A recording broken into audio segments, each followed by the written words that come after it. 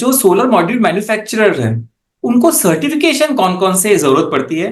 तो can you please explain what kind of Yes. Certification required? So now the two primary certificates which are there are BIS and ALMM.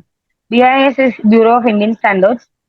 MNRE ने mandate किया था 2017 से कि compulsory registrable scheme के अंदर they incorporated solar panels also, solar modules, solar cells and everything which is all other kind of products which are associated in solar power generation, जैसे inverters भी।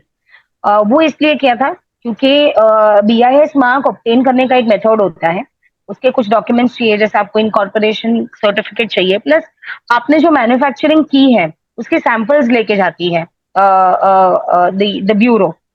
The bureau arranges for samples to be tested in an NABL accredited laboratory, and उसके laboratory के clearance के बाद ही आपको वो particular BIS का certificate मिलता है।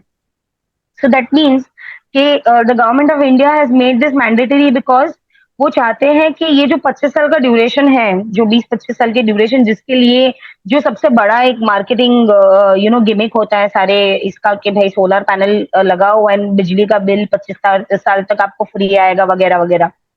तो ये जो एक क्राइटेरिया है वो इसलिए इनकॉर्पोरेट किया है कि the material which is being sold in the market is as efficient at it is sought to be. उतनी एफिशिएंसी उसकी होनी चाहिए जितना हम उसको वारंटी देना चाहते हैं।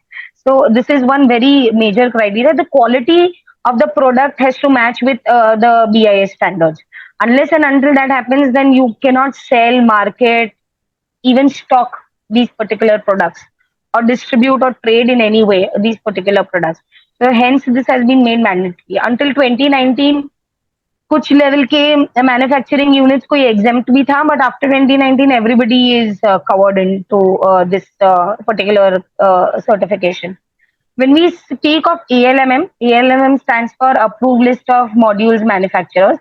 अब 25 साल की एक वारंटी टर्म्स है, 25 साल का एक कमिटमेंट है। तो समटाइम्स जैसे मैंने बताया कि OEM भी करती है।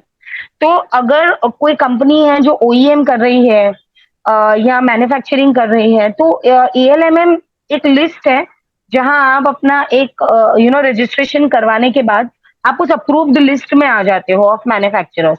So tomorrow there is any problem, you are traceable, you are identifiable.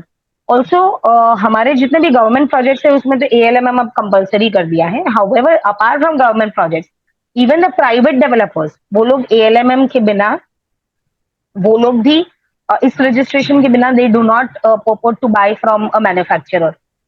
The next reason and the most important thing in this which I have come to understand is that इस तरह के registration से जो international import है उसको government control करना चाहती है, लोकल एंड डोमेस्टिक मार्केट को ज्यादा प्रमोट करना चाहती है। एनकरेज एंड करना। Hence yes yes yes, so because of this encouraging mindset to promote the local business in the renewable energy sector, hence these mandates are made compulsory.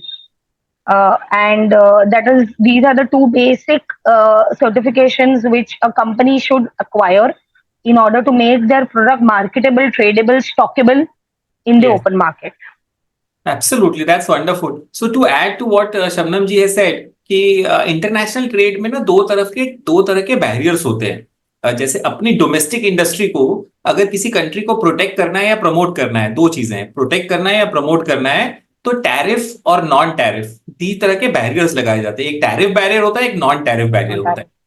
जो tariff barrier होता है उसमें आप क्या करते हो, कस्टम्स ड्यूटी इंक्रीज करते जाते हो कि भाई अगर कोई आपने इंपोर्ट करा सोलर पैनल तो उसकी ड्यूटी बहुत ज्यादा होगी, और जो लोकल बना मैन्युफैक्चरिंग कर रहा है उसकी उसमें ड्यूटी है नहीं कस्टम्स की, so it will be cheaper. That is one non tariff barrier, sorry tariff barrier. Tariff barrier और नॉन टैरिफ बैरियर जो होते हैं उसमें आ जाता है जैसे बीआईएस सिर्फ बोलता है स्टैंडर्ड एंड क्वालिटी, कि भाई हमें इस स्टैंडर्ड की क्वालिटी की अगर पैनल्स नहीं है तो इंडिया में आप नहीं बेच सकते, इलीगल।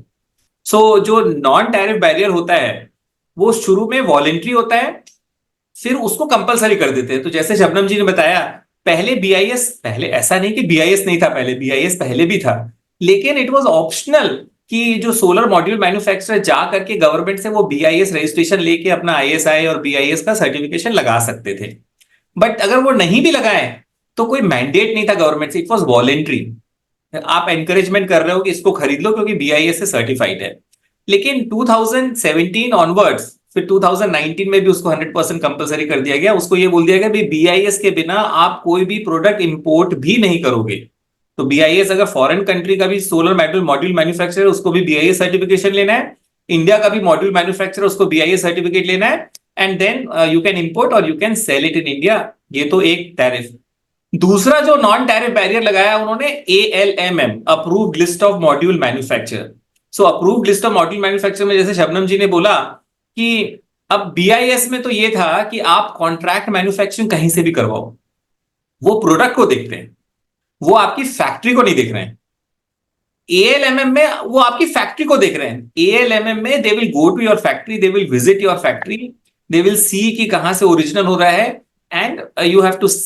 लेकिन इंडिया में अभी भी बीआईएस सर्टिफिकेशन हो तो आप बेच सकते हो, मॉड्यूल अलाउड है, ठीक है, लेकिन आप गवर्नमेंट को नहीं बेच सकते या गवर्नमेंट के प्रोजेक्ट में नहीं लगा सकते आपके मॉड्यूल। तो आपका सोलर रूफटॉप में अगर कोई मॉड्यूल लगा रहा है, आपने अगर लेट अस अज्यूम स्टेज 1 में आपने बीआईएस सर्टिफिकेशन ले लिया, तो आप पूरे इंडिया में बेच सकते हैं अपने, लेकिन आप छोटे प्राइवेट एंटिटीज को बेच सकते हैं।